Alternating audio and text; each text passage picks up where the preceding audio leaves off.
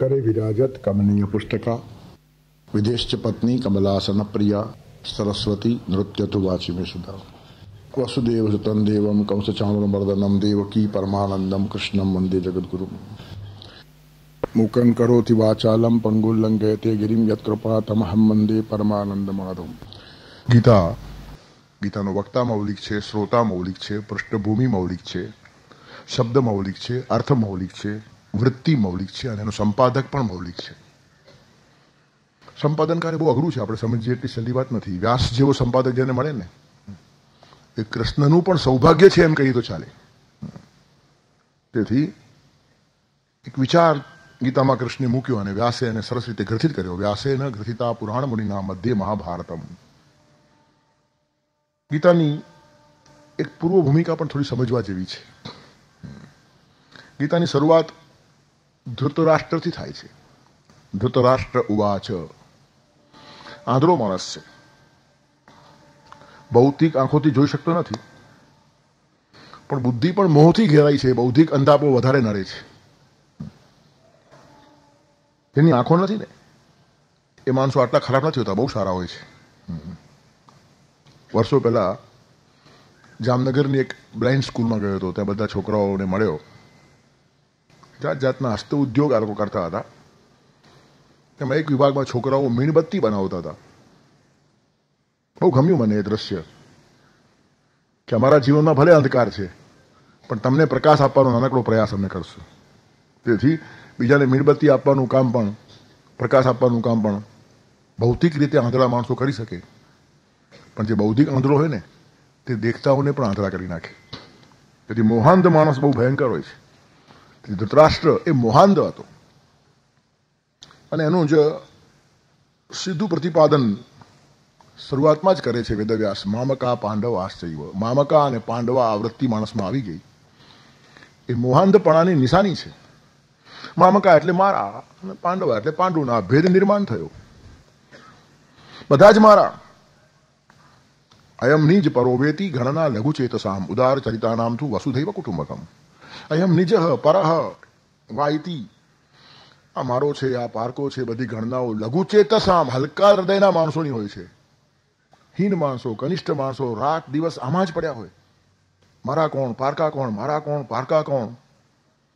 આ બધો ધંધો સત્યાનાશ નિર્માણ કરે છે. અરે આપણે જ આપણા નથી તો આપણા કોણ શું? આપણે આપણા છીએ. જે દિવસે આપણો જવાનો ટાઈમ આવશે ને ત્યારે આપણને પણ અટકાવી શકતા નથી તો બીજાને શું આપણા માનીને આપણે બાંધવાના પ્રયત્નો કરીએ છીએ. મૂર્ખાઈની પરાકાષ્ઠા છે. અયમ નિજ પરોવેતી ગણના લઘુચેતસામ ઉદાર ચરિતાનામ તું વસુધૈવ કુટુંબકમ. ઉદાર ચરિત જે માણસો છે તેના માટે સમગ્ર વસુધા, આખું વિશ્વ એક કુટુંબ છે. તેથી ધૃતરાષ્ટ્રથી ગીતાની શરૂઆત છે. મોહાંધ માણસ અટવાય છે, ફસે છે તમોગુણની અંદર. મામકા પાંડવાના ભેદ ઉભા કરીને આ માણસ બેસે છે. અને ધ્રુતમ રાષ્ટ્રમ યેન. પંડિત સાતવડેકરજી પોતાના ગીતામાં લખે છે કે પાંડવો ઋતરાષ્ટ્ર હતા, એમનું રાષ્ટ્ર હરાઈ ગયું અને આ ધૃતરાષ્ટ્ર હતો, પકડી બેઠો હતો. ધૃતરાષ્ટ્રે રાષ્ટ્રને ધ્રુત એટલે પકડ્યું અને ઋત એટલે આ લોકોનું હરાઈ ગયું. અને ધૃતરાષ્ટ્રો કોઈ દિવસ લડાઈ માટે ઉત્સુક હોતા જ નથી. લડાઈ માટે ઉત્સુક ઋતરાષ્ટ્રો જ હોય છે. કારણ જેનું હરાઈ ગયું છે એને મેળવવાનું છે. આને તો મળેલું જ છે. લડીને ફાયદો શું? લડીને કંઈ નવું મળવાનું નથી. જીત્યા તો જે છે તે જ રહેવાનું છે ને હારા તો જવાનું છે. ધૃતરાષ્ટ્રો કોઈ દિવસ લડાઈ માટે ઉત્સુક હોય જ નહીં. અને એટલે ધૃતરાષ્ટ્ર અહીંયા સંજયને પૂછે છે, ધર્મક્ષેત્રે કુરુક્ષેત્રે સમવેતા યુત્સવ મામકા પાંડવા શૈવ કિમ કુરુવત સંજય. હે સંજય, લડાઈના મેદાનમાં ભેગા થયેલા પાંડવોને કૌરવોએ શું કર્યું? કાં તો એ શું કરે છે? શું કરે? શું લડે છે? ન લડે? આ પ્રશ્ન જ વિચિત્ર નથી? લડાઈના મેદાનમાં કંઈ ભેલપુરી ખાવા ભેગા નહીં થયા હતા. તો લડાઈના મેદાનમાં એકઠા થયેલા યુત્સવ, યુદ્ધને માટે ઉત્સુક એવા આ લોકો અત્યારે શું કરે છે? એટલે લડાઈ થાય કે ન થાય હજી એને એવી ઈચ્છા છે કે ન થાય તો સારું. અને કયા ગ્રાઉન્ડ ઉપર આ વિચારે છે? સંજયને સંધિ કરવા માટે એને મોકલાવેલો. પાંડવો જ્યારે વનવાસમાં હતા ત્યારે ધૃતરાષ્ટ્ર સંજયને મોકલાવે છે અને સરસ ઉપદેશ આપે છે. એ સંજયનો ઉપદેશ યુધિષ્ઠિર સાંભળે છે. બહુ સરસ. આ લોકો બહુ સારું બોલે. દાંભિક માણસો જેટલું સારું બોલતા હોય તો દુનિયામાં સારું કોઈ ન બોલી શકે. અને સુપ્રયુક્તસ્ય દંભસ્ય બ્રહ્માપ્યંતમ ન ગચ્છતિ. સુપ્રયોજિત દંભ કરવામાં આવે ને તો એ માણસને ઓળખવો બ્રહ્મદેવને પણ અઘરો પડે. તો સમાજની શું તાકાત છે કે આવા માણસોને ઓળખે? દુનિયાની માણસો તો ન ઓળખે, બ્રહ્મદેવ થાપ ખાઈ જાય. પણ એક કૃષ્ણ ક્યાંય થાપ ખાતો નથી. આર પાર માણસને ઓળખવાની તાકાત કૃષ્ણ પાસે છે. વિંધી નાખે આંખથી. આટલું પારદર્શક વ્યક્તિત્વ કૃષ્ણનું છે. ધૃતરાષ્ટ્ર કેટલો દાંભિક હતો એનો એક નમૂનો મહાભારતના અંતિમ દ્રશ્યોમાં જોવા મળે છે. 100 કૌરવો મરી ગયા પછી પાંડવો મળવા ગયા છે. ધૃતરાષ્ટ્ર ખૂબ રડે છે અને રડતા રડતા કહે છે કે ભીમસેન માટે મને આત્યંતિક પ્રેમ છે. એનું કારણ મારા 100 છોકરાઓને એને માર્યા છે. ભલે જે થયું તે, પણ જીવતા હોત તો બધા વધારે પાપ કરત, તેથી એને અટકાવ્યા છે. તેથી ભીમ માટે મને આત્યંતિક પ્રેમ છે. મારે એને પ્રેમથી આલિંગન આપવું છે. ભીમ જેવો ભીમ પીગળી ગયો છે. ભીમ બહુ કઠોર છે, પણ તે વખતે પીગળ્યો છે ને ભેટવા જાય છે. કૃષ્ણ એને સાઈડમાં ઉભો રાખે છે. બધાને આશ્ચર્ય લાગ્યું કે આવા ગંભીર પ્રસંગે ભગવાન આવું કરે છે. ત્યારે કૃષ્ણ કાનમાં કહે છે પાંડવોને કે કાકાને ઓળખવા બહુ અઘરા છે. અને પછી ભીમના કદનું જ લોખંડનું એક પૂતળું મૂકે છે ધૃતરાષ્ટ્ર સામે. આટલા જોરથી આલિંગન આપે છે કે લોખંડના નક્કર પૂતળાના ચૂરે ચૂરા થઈ જાય છે. ત્યારે ખબર પડી કે ભીમના પણ આ જ હાલ થતે. તેથી દંભને આરપાર ઓળખવાની શક્તિ કોઈના પાસે હોય તો કૃષ્ણ પાસે છે. અને કૃષ્ણ સારથી હતા, તેથી જ પાંડવો બચ્યા છે. નહીં તો આ આટાપાટામાંથી બહાર નીકળવું સહેલું નહીં હતું. ત્યારે સંજય દ્વારા અતિશય સુંદર ઉપદેશ આપે છે. ધર્મરાજ, તું તો ધર્મનો અધિષ્ઠાતા છે, તને તો બધી ખબર છે. આ દુનિયામાંથી આપણે શું લાવ્યા ને શું લઈ જવાના. એકલ આવ્યા એકલ જાવું, શું લઈ આવ્યા શું લઈ જાવું. બોલવામાં કોઈ પહોંચે નહીં આ લોકોને. અને યુધિષ્ઠિર પીગળી પણ જાત, પણ કંઈક પાંડવોના ભાગ્ય કૃષ્ણ પણ ત્યાં ઉભેલા હતા. અને કૃષ્ણ સંજયને કહે છે કે સંજય, કાકાને કહે છે કે ઉપદેશ બહુ સરસ છે, અતિ સુંદર છે, પીએચડીના થીસીસ તરીકે શોભે એવો છે. પણ કાકાને એટલું જ કહે છે કે ઉપદેશ જ્યાંથી નીકળ્યો છે ત્યાંથી જ પહેલા એના આચરણની શરૂઆત થાય. આખી વાત ધોવાઈ ગઈ. એક જ મિનિટમાં ગમે તેવી વાતને કેમ સાફ કરી નાખવાની આ કૃષ્ણની કળા છે. અને પછી કૃષ્ણ કહે છે સંજયને કે ત્યાં જઈને ધૃતરાષ્ટ્રને અને શહેનશાહ દુર્યોધનને કહેજે કે તું જેમ એ લોકોનો દૂત થઈને આવ્યો છે તેમ પાંડવોના દૂત તરીકે હવે હું આવું છું સંધિની વાત કરવાને માટે. એ સેલ્ફ મેડ દૂત હતા. કોઈએ કૃષ્ણને એપોઇન્ટ નથી કર્યા. અમારા વતી જાઓ એમ કોઈ કીધું નથી. આમના વતી હું આવીશ એમ પોતે કીધેલું છે. અને કોઈએ એને કશા બ્રીફ પણ નથી કર્યા શું કરવાનું તે. પોતાની મેળે ગયા છે. આ એની પૂર્વ ભૂમિકા છે. કૃષ્ણ ત્યાં ગયા તેની પાછળ કેટલાક પ્રયોજનો હતા. કુંતાને પણ આ ગમ્યું નહીં હતું. કુંતા કહે છે ભગવાન તમે સંધિ કરવા આવે છો આવા હલકા માણસો જોડે? પાંડવોને મેં આવું સ્તનપાન કરાવ્યું છે કે આવા નીચ માણસો સંધિ કરે જ નહીં આ લોકો. અને કરતા હોય તો મને આશ્ચર્ય છે. યુધિષ્ઠિરને કહેજો કે ધર્મરાજ તારું ખાલી નામ છે, પણ ધર્મનો કક્કો પણ તને ખબર નથી. જો આવા હલકા માણસો જોડે તું સમાધાન કરવા નીકળ્યો હશે તો એનાથી મોટો અધર્મ હોઈ શકતો નથી. નીચ માણસો જોડે સુલેહ કરવી એના કરતા માણસનું મોટું અધપતન જીવનમાં હોતું જ નથી. ભીમસેનને કહે છે પેટ ન ભરાતું તો કાપીને ફેંકી દે, પણ પેટ ભરવા માટે 5 ગામો માગવા નીકળતા બે લોકો. 5 ગામ પર સંધિ. અર્જુનને કહેજો એ જન્મ્યો ત્યારે આવી રીતની ભવિષ્યવાણી થઈ હતી કે ધનુષના ટંકારથી ત્રિભુવનને ધ્રુજાવશે આ માણસ. તે માણસ આટલો પાંગડો થયો. સંધિઓ કરીને 2-4 ટુકડા કોઈ ફેંકે તે ખાતા બેસવાનું. એ કૂતરાઓને શોભે, સિંહણના સંતાનને શોભતું નથી. અને છતાં ન પીગળે તો દ્રૌપદીની યાદ અપાવજો કે ભર સભામાં વિવસ્ત્ર કરવામાં આવતી હતી ત્યારે એના આંખ ઉપર જે લાચારી હતી. દુર્યોધનો જો જાંગને ખુલ્લી કરી શકે તો દ્રૌપદીને 5 પતિ હોય તો એ શું. તેથી આ દ્રૌપદીનું ચિત્ર એના આંખ સામે મૂકજો તો એમનું લોહી ઉકળી ઉઠશે. અને વધારે આશ્ચર્ય તો એ થાય છે કે પાંડવો ચૂક્યા હશે કદાચ, પણ કૃષ્ણ તમે સંધિ કરવા આવ્યા છો. કૃષ્ણ એટલે ગજબ માણસ છે. એ હસતા હસતા કહે છે મારા બદલે બીજો કોઈ આવ્યો હોત તો ભૂલમાં સંધિ કરી જાત, એટલે જ આ કેસ મેં હાથમાં લીધો છે. સંધિ ન થાય એની ધ્યાન હું રાખીશ. કૃષ્ણને સમજવું ને અતિશય મુશ્કેલ કામ છે. હજારો વર્ષના ઇતિહાસમાં, સમગ્ર દુનિયાના ઇતિહાસમાં કૃષ્ણની જોડે ઊભું રહેશે હિંમત તો કેરેક્ટર લઈ આવો બીજું આવું. સ્પોન્ટેનિયસ માણસ છે. કોઈ ઠેકાણે બંધાતો નથી આ માણસ. You can't predict. કયા કાળે કૃષ્ણ શું કરશે કહી શકાય નહીં. બાકી બધા માણસોનું કહી શકાય. આવા સંજોગોમાં આ માણસ આમ જ વર્તે, આવા સંજોગોમાં આ માણસ આમ જ વર્તે. સરદાર વલ્લભભાઈ પટેલ આમ જ કરશે ને મહાત્મા ગાંધીજી આમ જ કરશે એમ તમે કહી શકો, કૃષ્ણ આમ જ કરશે એમ ન કહી શકો. હથિયાર હાથમાં લઈશ નહીં એમ કે, અને સિચ્યુએશન ડિમાન્ડ કરે તો હથિયાર હાથમાં લઈ પણ લે. પ્રતિજ્ઞાઓનું મહત્વ નથી, પ્રતિજ્ઞા એ શાબ્દિક જડતા છે, અને હું ચેતન છું. પ્રતિજ્ઞા પાલન અને મર્યાદા રામે પાડી છે. કૃષ્ણ ઘણી બધી મર્યાદાઓ તોડીને બહાર ગયા છે. એનું કારણ પ્રતિજ્ઞા શબ્દોમાં નથી હોતી, શબ્દોના અર્થોમાં અને હૃદયના ભાવમાં હોય છે. બહુ જ કૃષ્ણને સમજવા અતિશય મુશ્કેલ છે. ભીષ્મ પ્રતિજ્ઞા વખણાય છે. ભીષ્મે મરતા સુધી પ્રતિજ્ઞાનું પાલન કર્યું છે. પણ જરા ઊંડા જઈએ અને કૃષ્ણની નજરે જોઈએ ને તો પ્રતિજ્ઞા પાલન ભીષ્મે નથી કર્યું.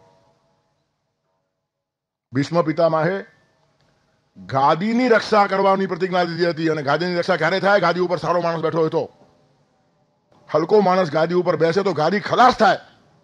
કૃષ્ણ આ રીતે પ્રતિજ્ઞાને જુએ. તેથી કોઈ કાળે દુર્યોધનને ગાદી ઉપર બેસવાનું, તેનું કારણ સત્યાનાશ કરશે આ માણસ ગાદીનો, અને મારી જવાબદારી ગાદીની રક્ષા કરવાની છે. તેથી યોગ્ય માણસને ગાદી ઉપર બેસાડીશ, એ પ્રતિજ્ઞાનો ભાવાર્થ કહેવાય. અને આ ખાલી 4 પાયાવાળી ખુરશીને પકડીને ઉભા રહ્યા છે. ગાદીની રક્ષા એટલે ગાદી ઉપર બેસનાર માણસની યોગ્યતા અને એનું ચારિત્ર્ય, એની રક્ષા.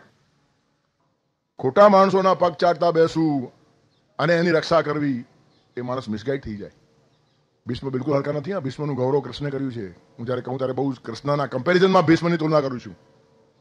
કૃષ્ણનું પણ મસ્તક જેની પાસે નમે એનું નામ છે ભીષ્મ. એટલે ભીષ્મને જરા અંડર વેલ્યુ કરવાનો કોઈ પ્રયત્ન મારો નથી. પણ પ્રતિજ્ઞા પાલનમાં જે શાબ્દિક જડતા હતી, ભીષ્મ કોન્સ્ટિટ્યુશનાલિસ્ટ હતા અને કૃષ્ણ રિવોલ્યુશનરી હતા. તેથી રિવોલ્યુશનનો આખો માણસ જુદો હોય. કૃષ્ણ ક્રાંતિના નહીં, સંક્રાંતિના ઉપાસક હતા. હમણાં સંક્રાંતિ આવશે ત્યારે કહેવાનું તાત્પર્ય શું છે કે કૃષ્ણના કોઈ પણ તમે વર્તનને પ્રિડિક્ટ નહીં કરી શકો. સ્પોન્ટેનિયસ માણસ હોવો જોઈએ. નદી વેગે ને શુદ્ધ હતી, નદીનું પાણી જેમ વહેતું જાય છે ને તેમ જીવન પણ વહેતું હોવું જોઈએ.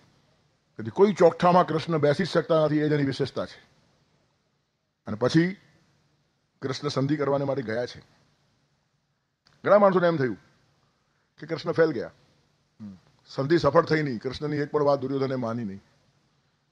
એ પણ સમજવું અઘરું છે. કૃષ્ણ એટલા બધા સફળ થયા છે, કોઈ પણ રાજદૂત આટલો સફળ થાય નહીં. સંધિ કરવાના પ્રયોજનો ધ્યાનમાં આવવા જોઈએ. કૃષ્ણ સંધિનું બીડું ઝડપીને શા માટે ગયા હતા? એમણે 2-3 મહત્વની વાતો કરવાની હતી. એક તો બલરામ આ યુદ્ધમાં ભાગ ન લે તેવી વ્યવસ્થા કરવાની હતી. બલરામ દુર્યોધન પક્ષપાતી હતા.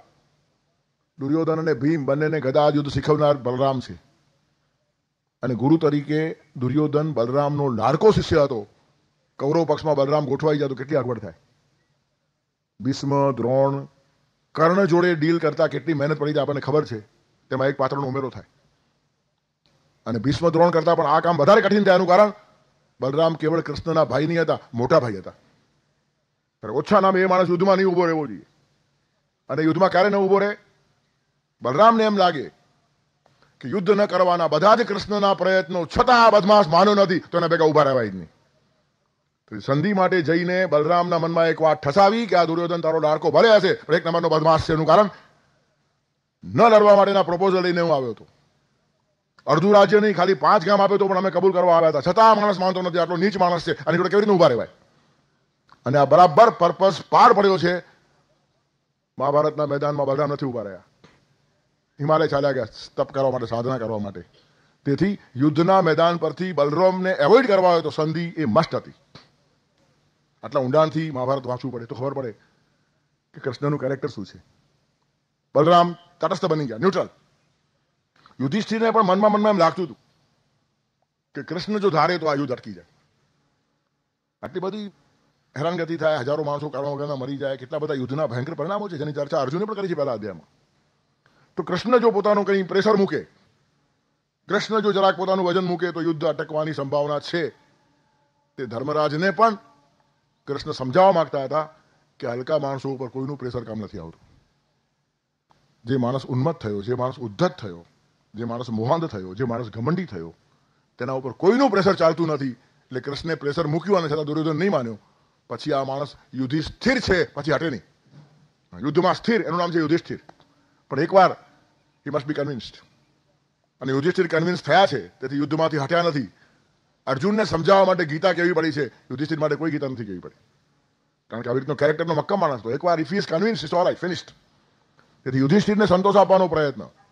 બલરામને યુદ્ધમાંથી ટાળી નાખવાનો પ્રયત્ન, અને ત્રીજું એક મહત્વનું કાર્ય કરવાનું હતું, કૌરવ પક્ષના બધા જ લોકોનું મોરલ તોડી નાખવાનું, અંદરથી એ લોકોને પાપ ભીરું બનાવી દેવાના, એક ડંખ નિર્માણ કરવાનું કે ભલે આપણે હોશિયારી કરતા હશું, લડતા હશું, પણ આપણે જેવા ખોટા માણસો કોઈ નથી અને મરવાના જ છીએ, મરતા પહેલા ખબર આપી દેવાની.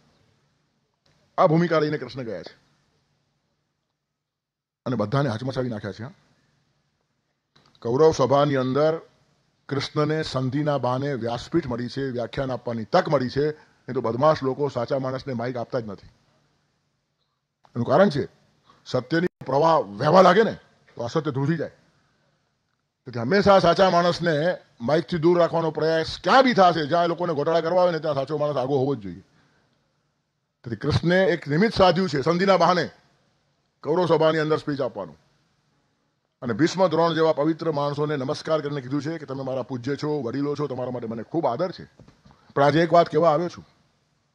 યુદ્ધ હવે નિશ્ચિત છે, તમારા માટે આદર હોઈને પણ એક વાત કહેવી પડશે કે શિવલિંગ ઉપર જો ઉંદરડો બેસી જાય અને ઉંદરડાને ફટકો મારીએ તો શિવલિંગને પણ લાગી જાય, એમાં કોઈ દોષ નથી. તમે દુર્યોધન જેવા ઉંદરડાને ખભા ઉપર લીધો છે, દુર્યોધન નક્કી મારવા છે, એમાં તમારો પણ વધ થઈ જાય તો અમને ક્ષમ્ય ગણશો. આટલું ઘણું હતું. સુગને સુકીમ બહુ ના, સમજદારને ઈશારો કાફી હોય. ભીષ્મ અને દ્રોણ પણ આ યુદ્ધમાં ખલાસ થવાના છે, આવો સંકેત આપી દીધો. તમે પવિત્ર હોવા છતાં પણ ખોટા માણસને ખબર લીધો છે, અને એ માણસને મારવો હોય તમે વચ્ચે આવતા હશો તો પછી વાત પૂરી થઈ. તક્ષકાય સ્વાહા, ખાંડવનની અંદર યજ્ઞ થયો ને, ખાંડવન જયારે બાળ્યું આ લોકો તે વખતે તક્ષકાય સ્વાહા, પણ આ તક્ષક ઇન્દ્રના કહેવાથી આવ્યો છે, તો બીજો મંત્ર બોલો, ઇન્દ્રાય તક્ષકાય સ્વાહા. તક્ષકને મારવો છે, ઇન્દ્ર વચ્ચે આવ્યો તો ભેગો એ પણ, તેમ દુર્યોધનને મારવો છે, વચ્ચે આવ્યા, ઓલ રાઈટ, ફિનિશ્ડ. આનું નામ કૃષ્ણ. તેથી ભીષ્મ અને દ્રોણને બહુ સ્પષ્ટ ભાષામાં કહી નાખ્યું કે તમે પૂજ્ય હશો, વંદનીય હશો, મહાન હશો, પણ ખોટા ઠેકાણે ઊભા છો, અને ખોટા ઠેકાણે ઊભા રહેનાર માણસની મહત્તા બહુ લાંબી ટકતી નથી. અસત્યનો સાથ લીધો કે માણસ ધીરે ધીરે ખલાસ થતો જ જાય, નિસ્તેજ બનતો જ